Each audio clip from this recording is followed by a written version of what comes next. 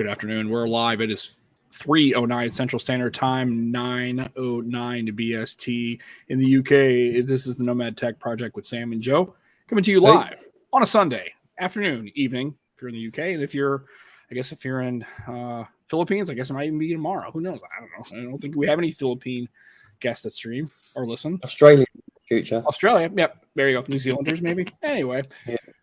So welcome to the show, and if you are paying attention to the stream, and if you're not, you should be, we have a special guest. We have Shark FinTech. We finally got him in. He's a very hard man to track down, apparently. He's very busy, and we're not exactly, like the White House calling to have an interview or a meeting like come in the West Wing. So we appreciate your time. So thanks for coming on a Sunday afternoon. You're busy, and you got a lot of stuff going on, so thanks for sharing.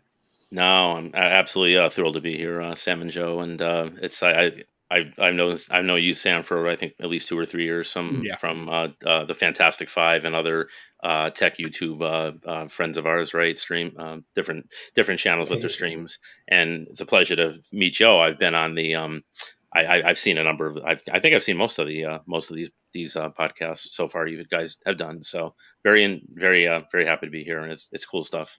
Yeah, absolutely. And great to have you. Friend of the show, Barry Johnson, is in the chat. Joe, Yep. Sharky. So, but yeah, so I guess what we do, we just dived right into it. So usually we ask, what's the naming, like Shark FinTech? That's clearly, hopefully that's just not random words that just came up. Hopefully it has some kind of meaning. You just didn't pick it out of thin air. It's like, Wait, Sam, did you do that on purpose? Dive right in. Right. No, there was an unintentional pun. Gotta love I like those, that, right? actually. Yeah. Like how they just come in, right? Dive right in, Shark Fin. Yeah, I know, right? Sometimes the plan comes together. Normally it doesn't. But anyway, Exactly. There's usually got to be a background story behind that. So I figured if you had a moment, you can share, like, where did that come from? How does that develop? And then your general tech engagement, as it were. Yeah, absolutely. So basically, my real name's Mark, for those that don't already know. And I think it was about, I don't know, sometime last year, I decided I was going to attempt to maybe try to do my own channel. People saw me on different streams, like, well, you have a lot to say. You kind of have a unique perspective because you have the finance, you work in finance, you have the finance side of it. Both in, working in investment banking and also doing my own trading and investing, right, for my own accounts. And then you have the tech side of it. And so I said, well, I didn't want to do just a tech channel. So I said, well, why reinvent the wheel? I already am doing, Right. I know finance, I know and am or even in some cases, sometimes more passionate about finance as I am tech, right? So why not just go with that, or incorporate a little bit of both, right? So that's kind of the genesis of it. So the idea is Shark is my nickname, right? Okay. Fin is finance. Right. FinTech is financial technology, and then tech separately would be personal technology. So right in that name, you kind of get a little bit of that. Pretty much explains everything about my channel. So that's the genesis cool. of it. Yeah, and it's nice because it kind of touches, kind of like a play on words, but it touches different kinds of things, not only finance but technologically. Right.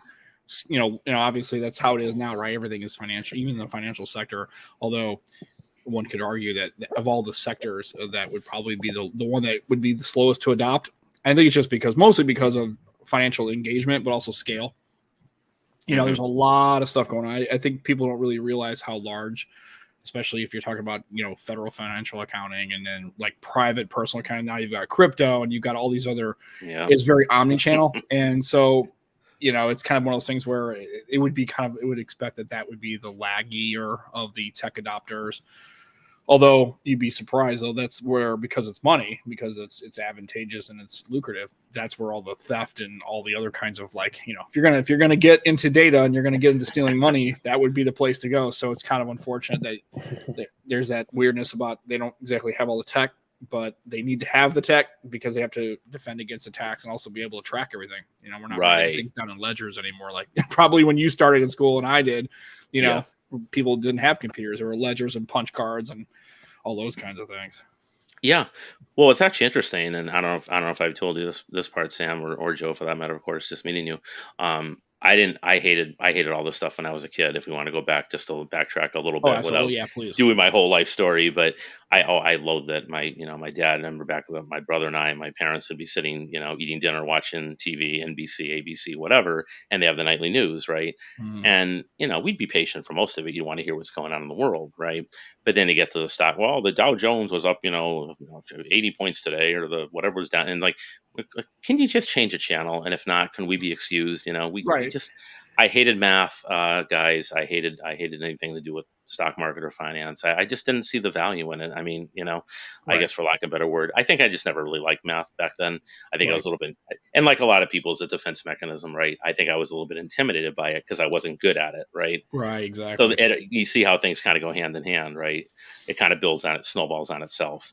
So I don't remember the exact moment where it started to change, like little green shoots started to spring up. I can tell you, um, I remember I took a statistics class, and I took micro and macroeconomics in college. And I took a statistics class with this amazing. He was an Indian American professor. He was young. He was like around late 20s, maybe early 30s tops. He was so good. And statistics is really, if you know, it's really a little more about logic than it is about math, Right. right? So things started to slowly, little by little, right? Little by Right. little, the old noggin started to kick in. I was like, okay, I get that. That makes sense to me, right? And then just piece by piece. I think another trying to yeah. I mean, as I got through, but I mean, I was so basically I was set. I was really I had my heart set on journalism. My heroes, but I was a good writer, not Right. brag or anything. It's just it was true, And I did my high school paper. I contributed to. I wasn't a editor into my college paper. I was kind of caught up with other stuff, but I did contribute articles here and there. Contributing writer. And that was my dream. I wanted to be a journalist. My heroes were people like I was a little late for Walter Cronkite, but I knew who he Right. was, right?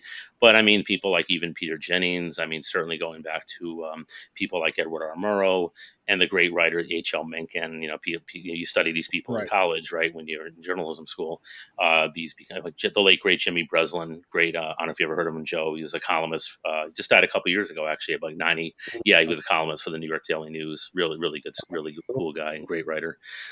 He was very relatable. That was the thing. He was Yeah. like he had a column and he was very relatable, and people like that, So, but that was still my thing. Was like, oh, it's going to be either more hard news or features or whatever, right? And I don't know, something started to there again.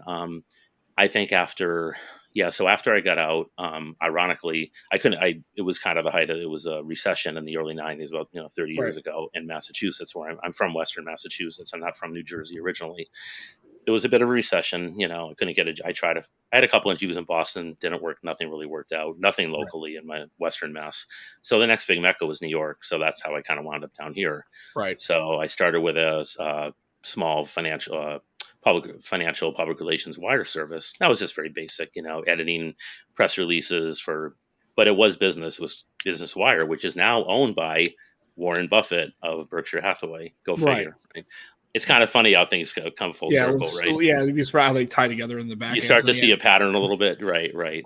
So, and then I think as you get older too, you just start to realize, what, money does make the world go round, for better or for worse, right? The song from Cabaret, and it all Right. starts to come together slowly but surely. But still, I was still pushing back. I was like, well, okay, maybe I want to go into sports or something else. I'm not sure. But from the wire service, they did have a sports and entertainment sub wires, but the business was the main thing. It's press release, dividends, dividend declarations, earnings reports, kind of dry stuff, but very important stuff, right? Yeah. Management changes, what have you, stock splits, things like corporate actions, right? Anyway, I wound up going from there to through a connection that was one of our clients was one of the big three bond rating agencies, and I got in. He called me. He told me one day, if you're interested, there's an opening. I jumped at it. So I went. I would, I can say it's S&P. There's Yeah. only three of I them, was gonna right? say. So I was it's gonna say. I was S&P. gonna say. I thought it was S Yeah, and P is the big one, right? S&P, Moody's, and Fitch. It was S&P. So it's a thing called Credit Wire, which is their online wire service, and then that would go to the print publication as well. But that was a big learning curve because I didn't, like most people, I knew just barely knew. I didn't know much about bonds other than savings bonds, Series E or Treasury or whatever. Right. It was munis and corporates, and then I've heard of some of this stuff, but I didn't really know how they worked that well. And then they threw me right into the fire, guys. They put me into what basically caused the 2008 crisis, right? The Right. structured bonds, which is Right. collateralized. In other words, they're bonds that are collateralized by pools of either assets or mortgages, right? So it's either car or boat loans or credit cards or mortgages, or right? home loans. Yeah, home loans. Or Yeah, home loans. Well, we all know how that worked out. Now that right. wasn't on my watch. I was long Right. out of there, and I wasn't an analyst. I was on the publishing side. Right. But I learned a lot. I had like at least one mentor. But it's always good to have help. Always ask. Right. We'll go over that more Always. later. But yeah, and it was just a good. It was kind of a good. I think though I was in a union. Believe it or not, the newspaper guild. Go figure. Yeah, I know. I've heard of it. Yeah, when you think of it, you don't think of it as like you're kind of thinking of like Teamsters unions or pipe fitters, but you don't really conceptualize it's like you're just a bunch of guys in a newsroom or publications, but they actually are unionized. Yeah, it doesn't immediately jump to your mind. Yeah, for sure. Right. But it was nice because you're unless you really screwed up, you're guaranteed a raise like every year, at least a small one, whatever. So, right. And I got promoted at least once, or I think maybe once or twice. So I was there about 3 years, but I really wanted to. I got a little bored with it. I always like another challenge. Maybe I'm a masochist, but I decided I wanted to go back to my roots because it wasn't really writing. A little bit of ghost writing, but mostly just editing, like the first job at Business Wire. Right. So, but just more heavy editing with a very specific thing with these structured bonds, right? So anyway, I went to. It was 2 hedge fund newsletters that had been bought out by a big British. This is where you come in, Joe. Called it's I think it's still around. I think it's called Metal Bolt, and it was listed on the London Stock Exchange. Now, the newsletters that I wrote for, wouldn't you know it, after a few years after I left, they went out. So go figure. So I timed that kind of well too. I was only there about 2 years. It was a good experience. Again, huge learning curve to learn. I didn't know much about it. It was basically hedge funds and commodity futures funds, So huge learning curve to have to learn all this stuff. Because the way I see it, with whether I'm editing something or writing about something, I can't ask the right questions. I can't write articles about this stuff if I don't understand it, right? Right. And you have to Some have people some don't general, care. and you have to have some general context, right? You have to kind of understand kind of what. I mean, you don't exactly know how the sausage is made, but you got to know that what it looks like, what it tastes like, and then what the basic process of getting to market. So it's good because I guess some people, if they're not professionals, they can kind of just wing it, I guess, and enough of their writing skill can kind of shine through, and they can kind of tread across this water. But I think your approach is probably, if you want to do more right by your readers, right, you want to make sure that you're at least speaking from an area of expertise. That's kind of the way I've always been. Familiarity, what I mean? Some people say I go too deep with stuff, but I really did want to understand it. I wanted to keep learning. I was kind of make it, fake it till you make it. But I would say after about a few months, I had a pretty good understanding of it. And then when I did the interviews with hedge fund managers, I knew the right questions to ask. Kind of could get a sense if they were BSing me a little bit. I knew how to read it. I knew how to read a disclosure document, which is like a prospectus, right? Because these are private funds, right? They're not SEC, reportable to the SEC. But they have a disclosure document like a prospectus, right? Mm-hmm. And there's still things you can look at LexisNexis. You can check to see if they've any trading violations or other lawsuits against them, right? And so basically quantitative and qualitative analysis of hedge fund managers. So I learned a lot very quickly, and it was good. But unfortunately, after a couple of years, I just felt like, I don't know. I just the hours were long. The pay wasn't that great. I actually had taken a slight pay cut for that job, believe it or not, which I wouldn't recommend to anyone. Because I didn't have any professional writing experience going into that job. So I had to take, it was a very small cut, but still, and there was no paid overtime. So you start doing the per hour, what it boils down to, and it wasn't good, so. And the more I thought about it, I really kind of wanted to work in. The more it's like, so by this point, the bug has really bitten me, right? The finance bug has really bitten me. I decided, you know what? Why not me? Why can't I work in finance instead of just writing about it? Absolutely. Just go headlong, right? But once more into the breach, right? So exactly. Well, and I guess that lends to the next question. So, as your career has evolved, and now, what's the major thing that you see that's changed in finance? Is it the fact that information can be quickly ascertained, searchable? Because it doesn't seem like, I think people have that same, how you felt about math when you were growing up, when it comes to finance and how all these things work. I think people, even things as basic understanding, like interest rates and, and inflation, because that's on the news in the United States, I know around the world and stuff. So I think people feel that same level of anxiety. Like, I don't really understand. Like, right now, I'm sure we've a lot of people listening to chat, and just the terms that you're using, I'm following along because when I was a young person, my mom was a commodities trader at that time. It was called Blood Ellis Lloyd, but then it became Kemper Securities. And so she did basically Series 3 commodity trading, right? Frozen orange, Chicago Board of Trade. You know all about it now. So, through her, she actually wanted me to get a Series 3. I'm like, I had no interest in all that kind of stuff, other than in the peripheral. You kind of have to want it because it is pretty intense when and then the cool part was my mom was actually she wasn't a runner, she was actually trading. She was actually on the stock exchange trading. It's pretty crazy. Like, especially a woman in the 80s. She was, this small little Italian lady, and she was out there, crushing the trading floors. And I used to sit there because you can sit in the observation lounge at the Chicago Board of Trade. And I was like, holy cow, this is nuts, right? It's crazy. Yeah. So, like, what do you think has changed, like, the major, like, shift in the financial sector as far as the last 10 years, like the way for good or bad, basically? Jonah Hill, yeah. Yeah. No, not really. DT is our resident smart guy. I see comedian, awesome dude, general, and everybody else is, but DT will let it rip. He will, he likes to let me know. He thinks that apparently he made the comment about the papyrus, right? So he, apparently, but I said, well, now you've got a gentleman on who's not exactly, 20 years old either. DT, right. So there you go. He's gonna give you some trouble, but not too much, I'm sure. Right. That's totally cool. Bring it on, right? Yeah. Yeah, well, so much has changed. I mean, definitely with like you say, I mean the biggest, at least on the trading, high frequency trading, it's just taken for granted now. So just so people in the chat who maybe are watching, or lurking or watching the replay, and I think you might know this, Sam, Joe, I don't know if you know, what you see when they show the floor, speaking to your kind of point, Sam, right, of an exchange.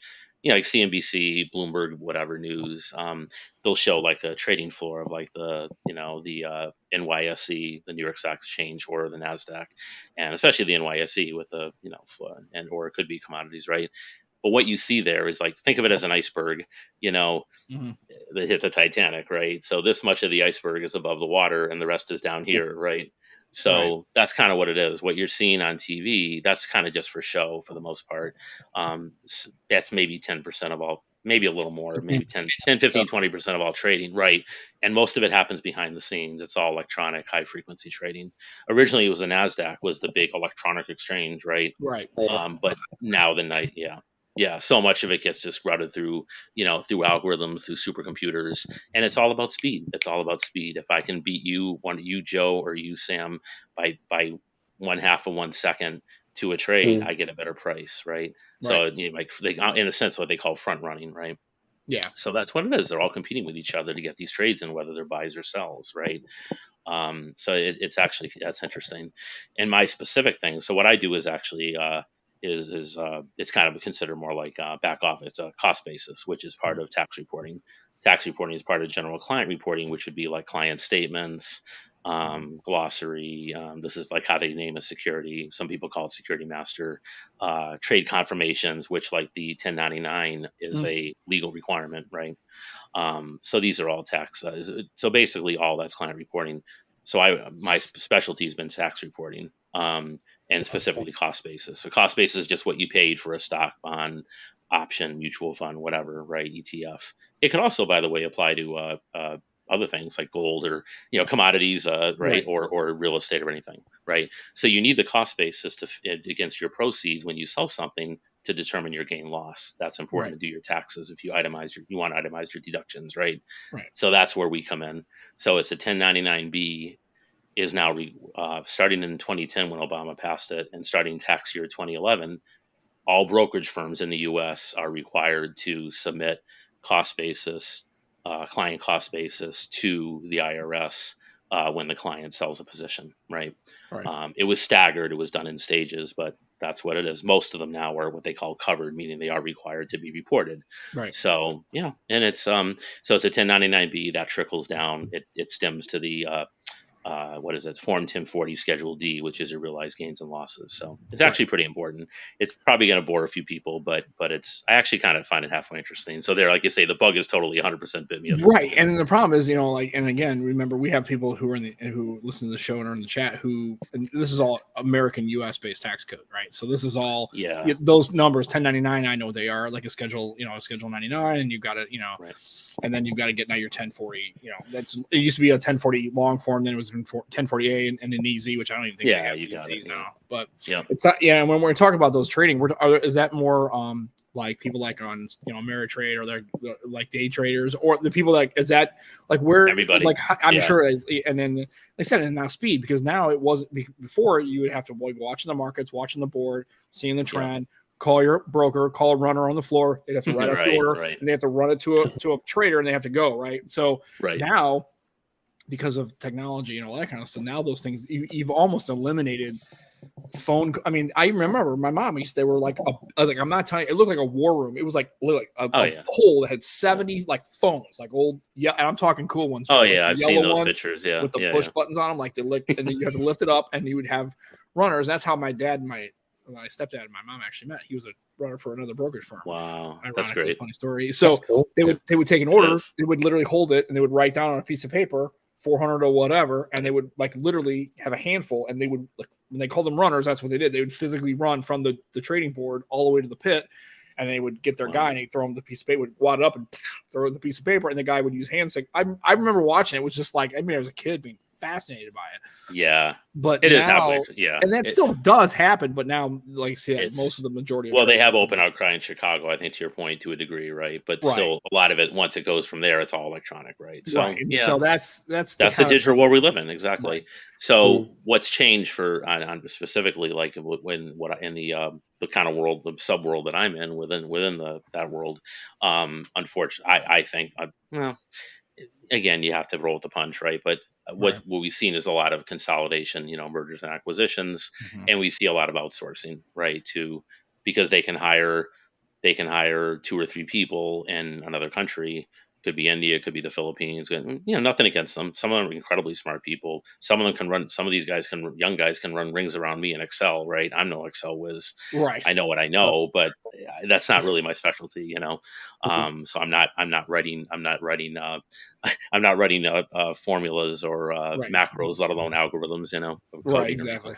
Some of them know some of that. So, but that's kind of what's happened. You see a lot of outsourcing because they can get 2 of me, or 3, or maybe really stretch to 3 of me or something. And then the consolidation means you have redundancy, and then they can lay people off. So that's one of the unfortunate parts of it, the byproduct of, the changing. And it's all also my first big brokerage firm. It was interesting because it was all in-house, right? We had our own printing press, believe it or not, down in the basement. It was a giant building, right? That all went away. So there's a big company. It's a spinoff of the old ADP, Automatic Data Processing. Yeah. Speaking of tech, see that little segue? Yeah. Nice. And it's called Broadridge. So they spun them off about 15 or 20 years ago. Broadridge basically runs the back office, not just cost basis, but all kinds of stuff, and proceeds, 1099, but all kinds of back office for probably, I think, the vast majority of Wall Street firms today. Right. So there you have it. So you can work for a different type of data vendor. You can work for Broadridge, or you can work for one of their clients, which would be the brokerage firms and investment banks, right? Yeah. But what I've seen is a shrinking. To your point, Sam, is kind of it definitely has shrunk a bit. And it sounds like there's a lot of people. It's funny because it's like kind of like politics or stuff. Sometimes it's a revolving door. You see the same people. So it's like, hey, there's Paul from what's this, and then they wind up coming to your firm that you say, hey, he's interviewing with our supervisor or something. Yeah. So it's a smaller world than you think. Maybe a little bit incestuous in a sense, but exactly. but it's all good. I mean, because there aren't that many people who really specialize in it, when you really think about it. And the departments usually, because of so much automation, they don't have to be really big. I mean, even that first firm where we did a lot of stuff manually, to tell you the truth, there were only maybe God, I think at the most we ever had were 10 people in the department. And that was including like a summer intern and a part-timer or something, maybe 2 summer interns, 10, 11, 12 people. It was never more than that, Right. So when I started, it was just me and another guy. I replaced the guy who trained me, and then it was just me and another guy, and then we slowly brought a few more in, and then that firm acquired a southern brokerage firm, regional brokerage firm, and brought a couple people in from that. But it was never a big department, usually well under 10 people. So we get these kick out reports and have to check them and process the stuff, and then you get involved with client service, right? Helping the brokers hold the client's hand while we try to process these massive corporate actions and stuff, and then so there's a lot of moving parts. One thing I really did like though is to kind of I was always stress this to young people, try to diversify, try to, if you want a piece of advice, I'll give it right now. Make yourself indispensable, right? That's probably true anywhere, any type of a business, right? Right. Try to, if you need a mentor, try to get one. Raise your hand. People will help you. You'd be surprised, just like we see on YouTube or Clubhouse. People are willing to help you, for free with no, paying it back or paying it forward. Get partner with people, collaborate, whatever it takes, right? But definitely there are, there are resources out there. I did a lot of research as well. But sure, we all have some help along the way. We all need it, especially if you're not coming from that background Right. per se, right? I don't have an MBA. I don't even have a bachelor's in finance. Again, I have my degrees in journalism. So Right. so there it is, right? So I had to learn a lot of this stuff, what they call pull yourself up by the bootstraps. But I also, like I say, I enjoy a challenge. But it was again, very big learning curve, and it does take time. But you can do it if you want to, and I think you can apply that logic to anything. So it was all, to me, that's really a big part of the journey is when and where you need it, you can get it. And then you can start advancing. So one thing I raised my hand with a little early in, beyond just the processing and the client service, was project management, and then a little bit of testing. So you see what I mean? You just try to divert. So then, Right. now, so we call like run the bank versus change the bank. It might be the same where you are, Sam. So in other words, run the bank is all the processing and client service and all that stuff, right? Change the bank is we have to tweak the system for new securities that might come up. There could be regulatory changes, right? Security requirements change, tax laws, whatever it is. We have to tweak the system or adapt it to these changes, right? Right. So that actually, you can really sink your teeth into that, because then you become a project manager, and then you're working with both your group, your programmers, and sometimes other partner groups in the firm, and maybe with other firms in a few Right. cases, right, where it's a widespread thing, where like security transfers between they call ACATs between different firms, one firm and another. So it's just a lot of there's so many different things you can do, and I think that's one of the things that's held my interest all this time, because there's different ways you can play it, as opposed to just feeling like, okay, I'm just in this little narrow compartmentalized thing, Right. and people get bored with that after a while. So Well, I like too the fact that you're learning different facets of the business, right? And you're actually, and then because you never know, because you're stretching yourself, doing, we call it, like, I guess would it be a stretch assignment, right? You're learning things in other operations, and then you may be like, hey, I kind of like, not only do I have an knack for this, I kind of actually like this. So then it becomes then talking to that people who run that department, go, hey, like, what do I need to do? Like, what's a skill set I need to develop to kind of leverage into that? Like, and you can kind of work around and kind of do all that. That happens a lot where I work as well. And it seems to be, and it seems to really be focused in the business and corporate and finance world. But that is something that for younger people, it's really not so much the bootstraps thing. I like that analogy, but it almost sounds outdated. It's really about just the hustle, right? It's the willingness to get in there and pull up your sleeves and get, and no task is too hard. Nothing, because I always tell people, it's like, I work with people who are famous, like in financial circles, right? And I see them at lunch. Right, I'll walk by, I go, he's on Bloomberg, like, really, and I've worked with some of these that's people cool who, too. and when I mention it to people, they're like, people in finance are like completely blown away. It's like, right, I just see him in the lunchroom. But Sam, hey, I bet they're thinking, oh, I'm sure that's Sam from Nomad Tech Project. I'm pretty sure they are. I know. I am pretty, and I will tell you that I actually, we have made meetings where I've mentioned this podcast. And they were like, really? Like, yeah, I'm a podcaster. And they're like, really? It's like, I'm on YouTube. Like, I'm a YouTuber, right? Like Ciova would say, right? But that's what it comes down to, is like, if you really want to learn something, you're going to have to get into it, and you're going to have to understand that. Shark and me and Joe, whatever our career fields are, when you were in high school, nobody knew any of this stuff. Like Exactly. nobody knew the stuff that they know now. The people who are, Yep. economists or financial people or people like Shark and all that stuff, that takes years and years and years of learning and growing and talking to people and having a mentor and you'd be surprised. There's a lot more because they're thinking they're not thinking, is this guy hungry enough to take my job? They're just thinking, hey, I'm Right. spreading the pot, right? But then all of a sudden you start to learn. And it's just one of those things. So we actually, because you're on the show and people now are actually not only not glazing over with all the depth of information, they're actually asking questions. So DT's got this. He's Awesome. How are exactly stock prices valued? Like what authority decides how that is for a stock company? So That's a great I guess question. a 30,000 level overview of like basically how that works. Sure. Well, I mean, in a nutshell, it basically comes down to, price ultimately is a function of supply and demand, right? Now, different things can drive that supply and demand, right? What it should be ideally, Aditya, would be fundamentals, right? So you have like the main thing, the main number Wall Street looks at. Say we're talking about Apple, for example, right? That they're going to look at their EPS, their earnings per share. Then they're going to look at their revenues, and they're going to look at so it's earnings per share, which is profits, profit margins, and their revenues are probably the biggest three. But then there's a whole bunch of little smaller things like, say, for depending on the specific sub industry or company, right? So for Google, for example, ad revenue, right? For Facebook, subscriber growth. Snap, any kind of social media comes down to subscriber growth. It could even be Netflix, right? But we could also be talking about Twitter. We could be talking about Snapchat, whatever, right? Facebook. Although Facebook also is ad revenue, right? So Yeah. sometimes there's overlap. So if we're talking about a telecom stock like AT&T or Verizon, or what's the one in the UK, Joe? Orange, I think, is one of the big ones. They merged with T-Mobile to make EE. Okay, there you go. So one of the big things they look at in telecom is, on top of all that, they look at a number called churn. How many subscribers did you get? Churn, how many you lost, right? Because that's a metric that you're doing something wrong if you're not gaining clients or customers, you're losing them, right?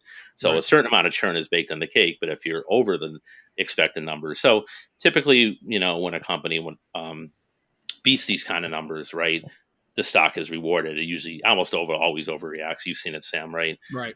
Say to the upside and bullish. And when they miss these numbers, only meet or even sometimes miss by a little, God help them if they miss by a lot on these types of numbers. Right. The stock gets punished. The bears jump on it and push it down. So that's when you see a sell off. Facebook, I think last week on their earnings was down 7% in one day. Yep. Apple was up 3% on their earnings. Amazon. Now, what was interesting was, now since we're on tech, is what was it? Amazon. So they missed their earnings number. This was shocked me a little bit even. See, you never know, right? Right. But they blew the revenue number out of the water. So that more, and I guess some other metrics. So that more than made up for the miss on the earnings, and the stock was up 10% on Friday. So, all I heard was all the so-called experts and gurus and pundits saying, "Oh, these companies are going to get killed on the second quarter earnings. In July, they're going to get blown out of the water. The numbers are going to come in crap because there's lower demand, because the borderline recession we're in, right? The bear market, close to bear, right? Exactly, and between you already had the COVID, then you have the Russia-Ukraine war, right? And then on top of, you know what I mean? So, and on top of the quantitative easing, as you know, Sam, that kind of caused this inflation, partly a good part of the cause of this inflation, right? And it ran up the market. But but that's basically what happened. Is so there were a lot of bearishness going into these earnings, where people are like, oh my god, they're all gonna miss, it's gonna be terrible, bloodbath. And then what happens, right? Then, so the problem as what's been happening is, as we all can see, interest rates have been, the Fed, your guys, Sam, have been, of course, raising interest rates to try to stave off rising inflation, right? Right. The problem is then you add on to that, if all of a sudden earnings do come in really badly and these companies are really hurting, what are they going to do? They're going to start laying people off. Now all of a sudden you're adding unemployment to that number, which is like, unemployment, interest rates, and inflation are the biggest three leading indicators of the economy out of the Big 12, right? Mm-hmm. And when you start, now you have the trifecta. So now you have what they call stagflation, right? It's like zero growth, very bad, almost no growth, sometimes negative growth, almost like moving backwards, right? Right. So that's bad. That's all. We don't want that, because then you're really going into bear market recession. You could easily go into a recession from there, right? But the good news is we're seeing kind of a mixed bag with the earnings. So for what it's worth, knock on wood, we'll see. We're not out of the woods yet, and we're not out of the woods in general with I don't think with this stuff, No, right? and then I would say that they're the same pundits are talking about we're needing interest rates to be closer to 5 to 7% in order to kind of stop this inflationary bubble. So who knows how far that's going to go. So it definitely, now everybody's very much paying.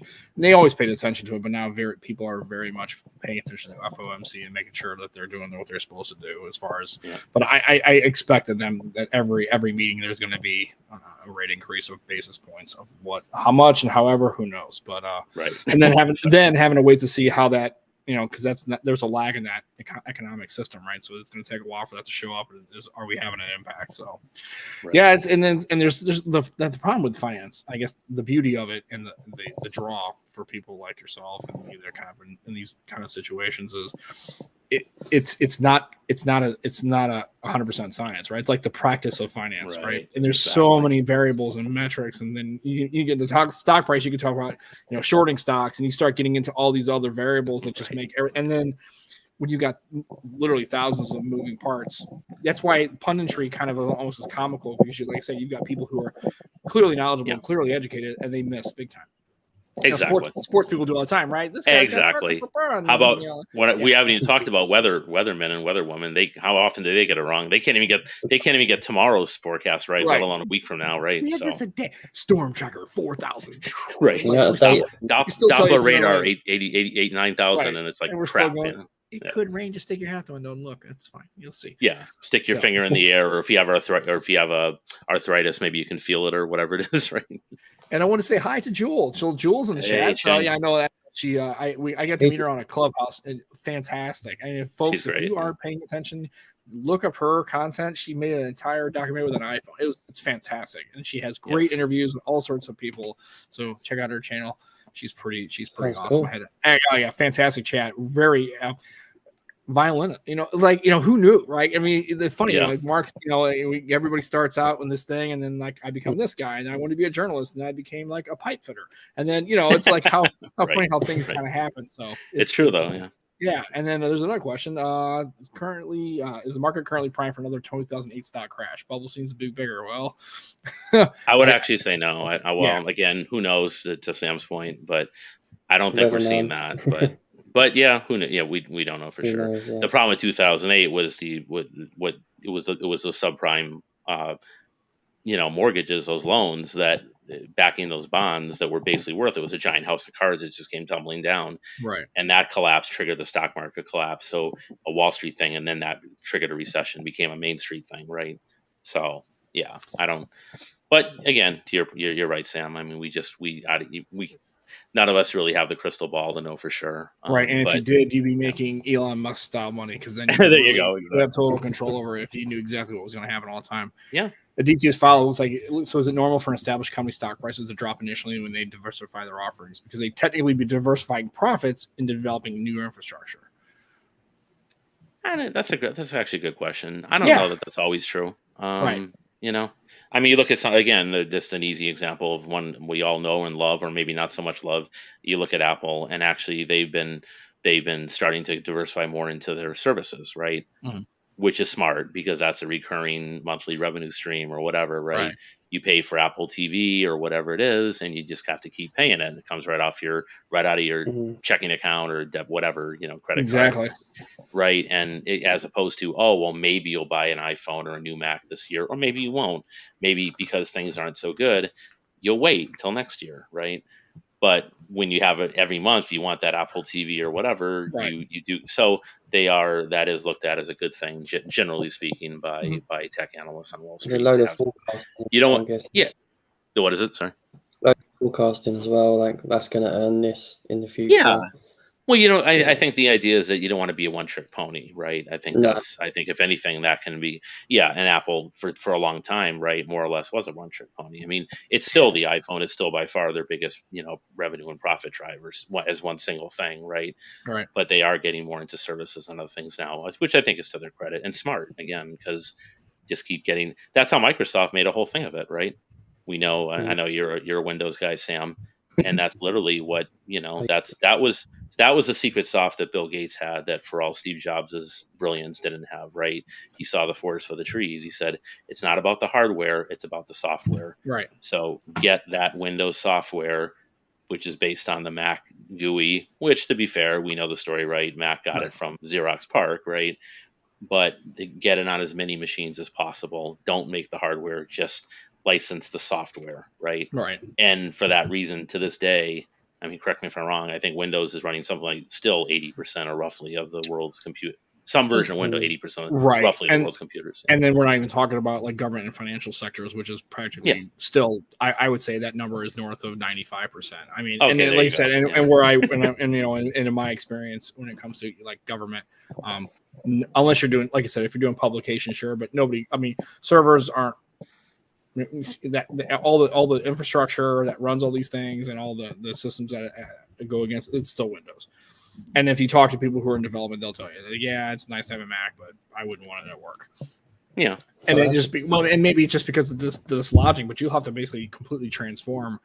And we've talked about it, prior to the show starting. We were talking about, technology in the finance sector and then banking and then government regulatory kind of stuff. It just lags behind just because there's so much of it. And and remember, if you've ever talked to anybody about how to spend, hey, we need to spend money on this. Well, Right. if you can't exactly tell them how they can leverage that as far as cost, does it have a benefit? How much is it going to cost us? Why do we need to do it? Can we not do it? If you can't come up with those exact numbers, you're like, look, it just makes financial sense. They won't give you the money for it. And government, I mean, heck, Yeah. it's a long running joke that the U.S. Navy still asks Microsoft to patch Windows XP because a lot of their systems still are that old, and they just Wow. like we can't dislodge it. It would cost the taxpayers have to spend billions to try. And then, of course, as we all know, you just because you put the new technology in there, see. What people don't realize is by the time you get your iPhone, it works, and even then it doesn't work. Sometimes you got bugs, right? But if you're trying to develop an entire new technology and infrastructure, there's all sorts of problems, and these are systems that cannot fail. Like literally, exactly. If they go down for 5 seconds, right. It is a serious problem. So there's a lot of complication. What was the old NASA motto? Failure is not an option, or something, right? Right, and it's just not Yeah. because Right. lives depend on it, and Right. also financial. There's hundreds of millions of transactions that go on daily across the globe between people. I mean, imagine if PayPal were down for like a day. right. I mean, seriously, I mean that's just like that's just a point for like regular users. You can imagine if people couldn't send or receive money on the PayPal platform. And again, that's not the only one. You've got other ones, right? But imagine if that went down, how much pain is that going to cause regular consumers and stuff? So absolutely, yeah, and they don't like that. And right, yeah. And here's a go. If you still knew what you knew now, would you still be working in this industry, or would you be doing something else? Great question by Luis. He always has some great stuff, right? Oh, absolutely. Luis is a great dude. Yeah, another channel you should check out, not only on Top of Jewels, but while you're at it, since you're on the YouTubes, kind of walk down the street and go check out Luis's channel, Tech Free. Check him out. He does really great content. He's a really good, really solid guy. I love Luis. He's a good dude. Absolutely, he's the best. So if you knew, yeah, that's a great question. If I knew everything, yeah, maybe I would have maybe diversified a little more, or maybe become more of a maybe dedicated project manager. But again, there are transferable skills, so you can still look to do or you can take any one component of it, say the client service part of it, and maybe you do that in a retail or something, something, do it in the retail or something. I don't mean retail of securities, but retail, right? Because there's always a need for that. Like say like a Tiffany's, and you would say, okay, well, I have client experience, service excellence skills. To make any high-end customer happy, because I've dealt with people that were, anywhere from hedge fund managers that, where you have to massage people that are trading, millions or in some cases billions of dollars, right. Massage, holding their hand to, much smaller investors. But so I could probably handle pretty much anyone walks in a Tiffany, right? And help them through their issue, It's like, okay, here's a $500 gift card. Let's make it right. Whatever. Da da da. Right. So yeah, there's And, different ways you and can these are approach it. serious. I mean, these are kind of people that are, I guess, what they want to call, like, well, when I was a kid, they call them the heavy hitters, right? These are the people that are movers and shakers. These are the people that are going to Yeah. be. I mean, that's a lot of money they're going to be basically dropping into your clients or your businesses, right? And or in the case for like O2 or like a company like we're having spot. That's when you talk about sponsorships and engagement and social media engagement. Now you've got that whole layer on top of it too. Like people when we were kids, Cold War kids, right? There wasn't such a thing as that. So, it was the old-fashioned way of doing business, right? The greasing the palms and making sure that you take care of them and show them a nice dinner. And, then Exactly. it was almost like your product was almost secondary to how well they could be convinced that you were, worthy of investment and engagement. Now it's like, now you've got a social media layer. So like O2 could get, I don't know, like a huge soccer endorsement, like football endorsement, or in the United States, if let's say O2 one day diversify, they do. They probably got guys outside home, use the O2 network, right? There's the O2. The O2? Yeah. Yeah. The massive thing in London. It's called the O2. Yeah. Yep. So I mean, now you've got that layer of stuff, and then for people like Joe who are in the retail space, there's a lot of that can be leveraged easily into that too. That just because when I was working at a retail shop, you figure you're at the bottom of food chain. Like, what can I really do? Like, how can I have an impact? You'd be very, very surprised how well you can if you really pay attention to it. Yeah.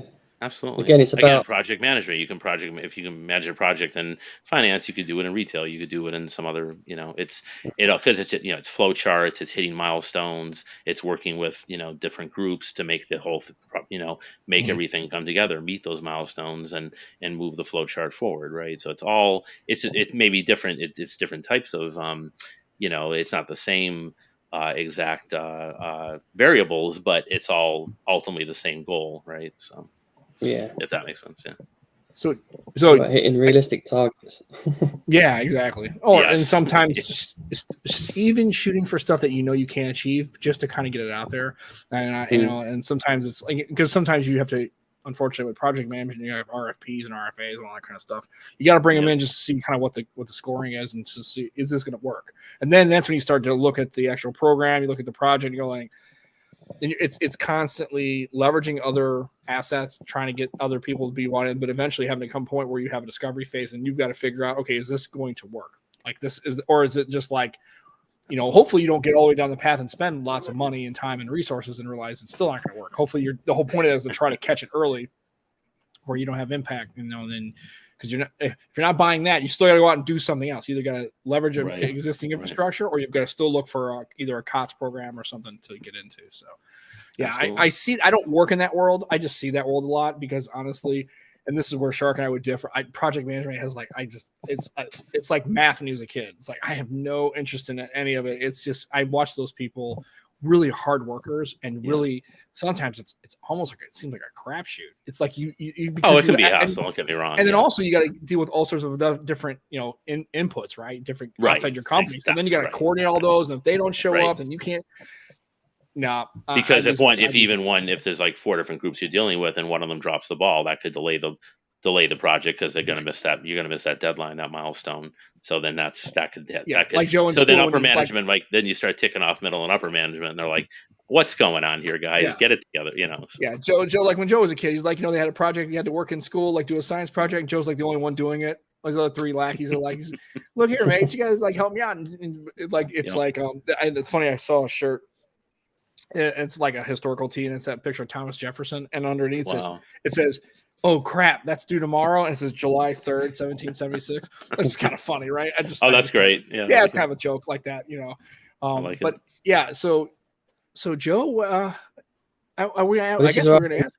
Yeah, what? I want to talk about your history with mobiles. What was your first mobile?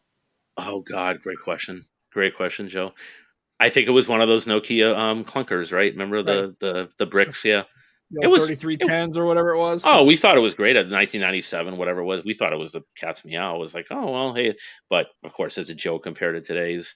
But I can give you the very brief history rundown. Let's see. It was, I think my first think I went from that to like, and remember the weird thing is they kept getting smaller, right? Which is the Right. opposite of what we see today, right? Yeah. So oh God, I went from like, I think I was on a Motorola kick after that for a while. I remember I wanted the StarTAC. I couldn't afford it at first, but then I got it a couple years later. I think not a couple months before 9/11. How weird is that, right? Right. But it did get me through that. And then I think a V60, V600, all these, right? And then I think my first smartphone, I guess you could say, was probably, um, I think I got it was a BlackBerry, I believe. Yeah, I think it was I don't remember which one, but my mom called it a blueberry because it was actually blue, right? Color. Remember Right. those ones with the big, yeah, but great keyboard and great, of course, Yeah. we know what happened to them because they focused too much on email and security and not enough on apps and everything else, right? Right. But I think I went from oh God, I've had them all, Joe. I think, well, not all, and not every, but I went to I still have an old T-Mobile Sidekick, believe it or not. Oh, nice. And yeah, and then I think I had I think I went I think I went to iPhone. It wasn't the first one, the second one. What was it? The 3G, right? Right. And then 4, and then 5. I had a terrible experience with the 5. That's what put me over to Android. I think in late 2015. And that's when I got the Samsung Galaxy Note 5, and I really loved it, at least at Yeah. first. But then, of course, we know what can happen with Samsung, the lag and TouchWiz and all that, right? And I wasn't, yeah, the S Pen wasn't that sturdy. Um, and that was, yeah. And then I switched to the Pixel. I switched to Pixel 1 XL in 2018, just about 3 years ago. 4 years ago now, 2022, right? And that was and I just 3 months ago I switched to it's over here, the Samsung Galaxy S22 Ultra. So now you've got the whole, yeah, and I really do love it so far. So far, so good. I mean, is it perfect? I don't know if there's any one perfect device for anyone or everybody, right? Across the board, we can't say that. Different We people always have different. seek You guys, imperfection. But Right. The unicorn Exactly. device, right? No such thing, right? right. Like, And imagine different you people have different. Oh, sorry, go on. I can imagine you actually use the pen. Not a lot, but to be honest, but I go by the Flossie Carter thing. It's better. What is it? It's better to have and not need it than need it and not have it. Yeah. Right. So, right. Gotta love floss, right? Absolutely. Yeah, It's one of our, yeah. And Floss, if you're listening, you're not. Okay. You can come on anytime you want, because we'd like to have as many Right. people on the show, because we Yeah, definitely. and that's like what it too is, because I mean I was looking forward to this podcast for a while, just because I knew all that financial, and that's something that a lot of people just don't hear about, and really honestly it's kind of overwhelming for a lot of people, and it can be. I mean, even for people. Yeah, I hope I didn't. No, I mean, the people problem run away is screaming and but no, I mean, bored. and that's I'm what it is. kidding. But I mean, it's one of those things where it's something you said may have sparked somebody that, people who are younger or people who are looking just to get more educated, just kind of like, I was always curious, like, what about? And you got people asking questions. So clearly the audience and then people are listening to the chat, by the way, are engaged. And that's our buddy Dan, Grounded Tech. That's another channel. There you go. There's like all these Yeah. great channels, man. Get in here and get you something. I mean, it's free, folks. Dan's It not is charging free. a fee Great, to watch his great, stuff, great. right? Yeah, great questions by everybody. Yeah, so I mean, people really are. I think that people are fascinated, but I think, like you said before, I think just people get a little bit intimidated by it. I mean, they figure like, there's just too much to get involved in. And I said, yeah, well, there is a lot to go in there. The iceberg is always deeper through the surface, but you have to take that first step, right? You have it's like the little golden books of asking questions, and then that hopefully would spur, and you're like, oh, well, that's interesting. Now you mentioned this other concept. Let's talk about that. And then by the time you look up, now you're already starting to kind of get a kind of a sense of what's going on, and I just think when it comes to finance, it's funny, people who are tech people totally okay with talking about all the tech and these widgets and the OS and all, but and that stuff is highly technical. Like, that's really complex. I think that the draw is it's very specific. It has a lot of specificity to it, right? It's like, I know that this screen does this, does this. Whereas in finance, it's like medicine. It's kind of an art and it's a practice of, I mean, some things don't always line right up. And I think for a lot of people, it's like, well, if I did this input, why don't I have this output? Right. Well, you don't. And it's like, and that's why you see it in tech. And I relate it to people who are, we all have had Pixels at one point, but how can Joe running the same OS, the same hardware by the same company experience these bugs, and yet I don't get it? And how come his doesn't do this, and how come Dad does this, and how come his doesn't? I mean, even you pick 10 friends. You don't have to go. You don't have to have a huge data set, right? Just pick 10 people, and then ask them, and they'll tell you, well, I've never seen that, but I saw this. And of course, I've got the ultimate device of playing with it and then bugging. Like I've had stuff that I've seen, other creators and talk about going, hey, I had this. I go, I don't have that, but I've got this problem. Right. Those, you want to hear something though? You want to hear something as a quick aside of what you just said though, Sam? It's funny you say that. I've been kind of revisiting as one of my, might say, I hate to say heroes or idols. I mean, that's a little corny, but one of the Peter Lynch. You guys might have heard the name. He was a manager of Fidelity Magellan Mutual Fund for 13, 14 years between the late 70s and early 90s. Guy's still around, lived in his 70s. He's a living legend, but he left back then. He got out while the getting was good, but he's written a couple books about it. And my favorite one is One Up on Wall Street. He talks about some of kind of what you just mentioned, Sam. In a way, there is a little bit of that. I'll give the example. So he'll say something like, here's the issue that people will, when they're talking about these things, right? They're talking about these devices. They're talking about, they'll do all the research on CNET and all these other channels on YouTube or wherever, right? You name it, Flossie, John Rettinger, Purposely Pixel, whoever it is, right? Exactly. They'll do all the research in the world for a phone or a laptop. They'll do for an appliance, for a car, right? They'll do all. When it comes to like a stock, or they'll say, "Oh, I got a hot tip from Joe down the street." Not your Joe, but you know what I mean. Billy said it. I overheard one day at the water cooler, right? Billy was talking about this Billy. hotness. Yeah, Billy Bob mentioned some hot penny or stock or a meme stock. Like and this is how some people got in trouble with GameStop, and AMC. And to your point earlier about crypto, same thing. They don't understand the volatility. They don't understand the risk. And this is how they can get in trouble. And it's like they don't put the same effort that they put into researching so many other things in their life. They don't put that effort into their money, which is arguably maybe the most important thing, right, outside of your health and your family and whatever, So that always boggles my mind. I was just gonna make one other point. Speaking of these things, it's like, I'll tell you. I mean, so one point I will say, if I wasn't starting doing this as a channel, I probably would have bought a different phone. To be honest with you, I would have taken a chance on one of the Pixels, or I think I would have even said, I could have done a lesser like the S22 Plus or whatever. I don't know, and then done like, and I could have, or another alternative to doing it this way, instead of putting all the eggs in one basket, spending my money on this one product, I could have got like a lesser phone, say a Pixel 6 and a Sony ZV-1 camera and get that nice little bokeh, Right. So it all comes down to really what you value or what happened with the Pixel. The only reason I did upgrade and change, if you want the truth, was back in April. They forced, it was what do they call, white paper, delisted, like a delisted stock. Yeah, they delisted the Pixel. So that was really the impetus to upgrade and change phones. And then I was looking, so that was my choice ultimately. But there's other directions I could have gone, and this is a big ass heavy phone with a big ass battery. And it is heavy. I do have a OtterBox, what is it, Defender Pro, and it's a clunker, man. I mean, if I could, so you could probably beat somebody to death with the case you got on there for sure. Oh, absolutely. It's protective. But so, Joe, what was the question you were going to ask earlier? Yeah. No, there was no question. I was just being silly like usual. Oh, okay. Well, that's okay. I like your stuff. I said you guys are great. Oh, it was Pixel, wasn't it? Yeah, I said if there have been bugs, they're not using it right. Yeah. It was just a silly comment. No, that's what I do. No, that's dope. Yeah, Joe's the color commentator for our show, and he does a really awesome job. And so, since we're speaking of Purposely Pixel, go check them out. That's where the show's at. Even if you're not into Pixels, we do talk about other stuff. Yes. Yeah, and we got the 6A. I did see my first ad last night. I was walking by, the Carlo game was on, and I saw the 6A ad on the TV. So, wow. Yeah, which is incredible because cool. I don't remember the last time they actually did a Pixel. Yeah, Lenny's got a load of Pixel 6A stuff coming up. Yeah, and there's lots of content. 6A's coming up, and of course, because again, not the most spec heavy phone in the world, but for $449 or at some point, or probably $399. Yeah, we don't have the nothing phone here. And speaking of that, I do. I do.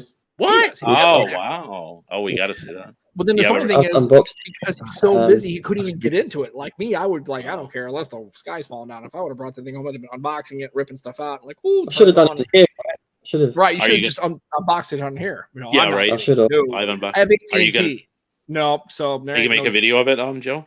Are they in box? Yeah, I think I will. Yeah. Oh, cool. Yeah, I bought Well, I'm subscribed. I'll be looking for it. That looks cool. Yeah, and our Yeah, main yeah. show, Dan's got one too. I get a SIM at work, but the caveat is I have to get a device to have it. Okay. So I think, Yeah. you know what? Let's dive straight in. Let's Might as get the well. nothing. I mean, it's really. I mean, honestly, I you know, Make a lot something of on- people are really talking about. I mean, actually, the thing I'm most kind of depressed about the fact that I really don't think it'll be a global or U.S. release probably for a while. And even if there were, Right. if you have AT&T, they're probably not going to put it on their network. So I mean, even Right. if they had a global U.S. launch, unless the carriers have it, I mean, maybe you have T-Mobile, you're okay. But if you have AT&T, you're toast, which is kind of disappointing to say the least. But That was strange. Oh, sorry. I was going to say, well, it's strange. Before I decided on that, I think you might remember, Sam. I tried an iPhone for like a month, an iPhone 11. Decided it wasn't the way I wanted to stick with Android, but they didn't have this. Long story short, I wound up essentially renting, you might say, what is it, a OnePlus 9 Pro for I think it was like 2 weeks with no restocking fee because they felt I kind of like guilted them into it, you know, right, at Best Buy. exactly. Because they promised they'd have this and they didn't have it and they couldn't do the trade in the way I wanted it that AT&T had promised. So anyway, that was a great phone. But to your point, yeah, it wasn't. It was on 4G because it couldn't get the 5G. It was again not whitelisted by AT&T, so Right. it was usable. But it's like why buy a phone you're and paying you're paying for a 5G device and you don't get the 5G. Exactly. Yeah, you're not getting what you're paying for. It's not exactly a bait and switch, but it's not exactly on the up and up either. And exactly. And like I said, and DT does remember this. I did when I got my original Surface Duo. I just came online one day and just started unboxing it because I was so excited. I was like, I have not been that excited for a device, and I can't remember how long. And I did that. So yeah, Joe's going to be doing hopefully his unboxing. So if you're checking out Purposely Pixel, don't think it's just Pixel. There's a lot of stuff. Yeah, it is Pixel centric, and yeah, there are lots of videos. If you are into that lifestyle, then you have a Pixel device. But they have other stuff. It's good tech rants, and Joe does a great job of the video editing and being on the show. And actually has videos, and they're pretty good. Should check them out. Purposely Pixel YouTube channel, and then of course our sponsor Joe. That's extremeskins.co.uk. Nice. What do they do there? Yeah. Siding, they protect your tech and style, mate. They probably do some like tech widgets. Yeah, like that. There you go. See, Joe's got one there. Nice. So if you like the color of your phone, which you probably do, if you have a Pixel, you have a few color choices. But if you don't, you want to jazz it up and protect it at the same time, and you don't want to you don't want to lose a whole bunch of money doing it at the same time. Check them out, extremeskins.co.uk, and they also deliver to the US. So don't feel if they do indeed. Yeah, and then make reasonable prices. Mark, make your device look sharp eventually, maybe. And if you take the outer box off because you got it basically surrounded by essentially what is a brick, basically. Pretty much. Yeah. So it's like it won't add a lot of heft. I can tell you, it's very light, nice. It's easy to go on, and if you do misapply it, they will make fun of you if you do so. So that's kind of nice. They got a little edge to them. That's a good team over there. Check them out. I'll have to consider that. Yeah. Might check be a them nice out. alternative. Yeah.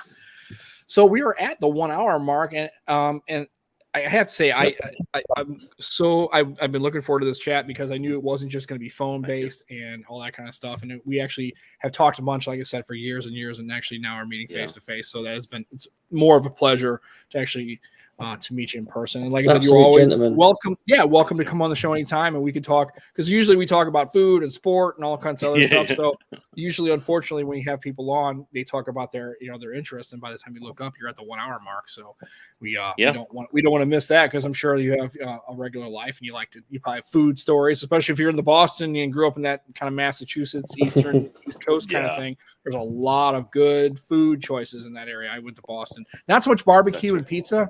Not so much, but the rest of the stuff, pretty fantastic. We can have you on and we can chat about that at some other. Well, you'd be surprised. New Jersey, we kind of hold our own, but not if Massachusetts, the Boston area.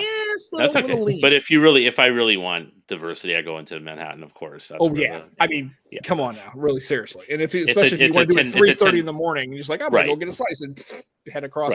And it's like 10. It's a 10-minute. There's buses. That's a 10-minute. There's actually a subway called the Path that goes into the city, and there's ferries, and there's no excuse to say, oh, I can't get into the city, or you can just drive through the Lincoln or Holland Tunnel. So. Yep. Tons of at least four different options. And look at that. We wow. drove Thank a you. subscriber Thank you, so yeah. that's good. So, and Thank you, as sir. always, so the door is always open for a future. You just let us know what your schedule is like, and we would love to have you on and have another additional chat. It's been our honor and our privilege to have you on. Yeah, and everybody in definitely. the chat, DT and Dan, and Thank you, guys. everybody else was. I saw a couple other people that are probably. That's my friend Charles. I think you might have met him. I think in one of my rooms also on Clubhouse. Okay, yeah. Cool. And Jewel and everything. Greg had to pop in, Chang, and Dan and all them. So and then Barry. So for everybody in the chat, thanks for the great questions. Adetia. Hopefully you're taking care of yourself, and hopefully studies are going okay. I don't know what kind of doctor. I don't know how long you'll be in school to be a doctor in the country he's in. I guess like 50 years or something. He'll be like my age when he actually gets a medical degree. I'm just kidding. I get in trouble. Right. So yeah. No, thanks again, guys, for this. The pleasure's all mine, and I'll definitely come back whenever you have me. So I've been really enjoying this. Absolutely. Great. So Joe, any final thoughts or last words for today's Just episode? A couple of things. Getting the Lionesses, winning the Euro. Yay. Beating Germany today to win. Okay. Get in. Yes. And look after your finances and love your tech. Absolutely. Well said. And for myself, for Sam, for Shark Fan, that's our show for today. Come back next Sunday. I think we have, I think Jermaine might be coming on next Sunday, I believe. We do. We have that's scheduled. But, as always, that's if Jermaine can't make it, then he's going to be stuck with us. So, I mean, that's bad and terrible. That's not a bad thing. It could be. Yeah.